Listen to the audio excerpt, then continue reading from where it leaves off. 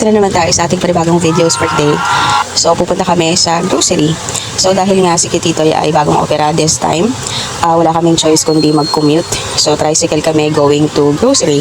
Tapos, si Kititoy andun dahil sa kagustuhan niyang sumama, sumakay siya doon sa kapatid ko. Nagpa-drive siya papuntang Pure Gold. Tapos, doon na lang kayo magkikita. So, ito, walking kami. Walking ang mga bagets with me.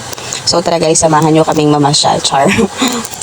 At ito na nga, malapit na kami sa, sa Pure Gold. Ayan ang entrance. Tara guys, pasok tayo. Maggugulo lang naman tayo dito sa grocery na ito. So, ayan. Paakyat na kami. Tapos, hanapin na lang namin sila doon na nag-grocery sila kay Titoy. Kasi nga, syempre, kailangan talaga pag nag-grocery, sama-sama. Char. So, yun, nakita na namin si Titoy. Diba, naghahanap na siya ng aming mga, noodles. Noodles lang kayo, guys, tipid-tipid. At yan, presenting ang aking kapatid na si Sed. Tapos, itong aking mga kasama, ang aking anak at ang aking pamangkin, si Soy. Yan, sobrang happy sila kasi nag-grocery kami. Yan. Nagtitrip lang naman talaga kami dito, guys.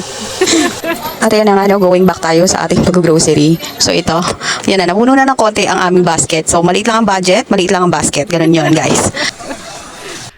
So dahil nga nakakabago ng ating pag-grocery, so pagpasok mo sa entrance, ayan, meron pang free taste.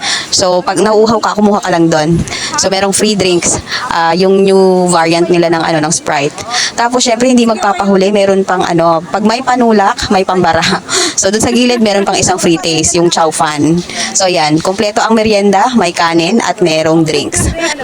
At syempre, after few minutes, natapos na kaming kumain, natapos na rin kami mag-grocery. So yan, magpapaalam na kami. At dahil nga, ayan, musog yung dalawang bata, napaka-bibo nila. Diba? Kahit saan, sumasayaw. Yes, galing. So iba talaga ang energy na hatid ng free taste. So tingnan nyo naman ang napaka-bibo kong mga kasama. So pag may nakita kayong free taste mga guys, huwag nyong lagpasan. Tikman nyo, kaya nga free taste nandun yun para tikman nyo. So para mapawi ang inyong mga uhaw at saka mga gutom. So nakakatulong yun sa ating tipidity mode. Char. So yan na nga, pauwi na po kami. Nakasakay na kami sa tricycle. So thank you for watching. Please watch our next videos. Bye!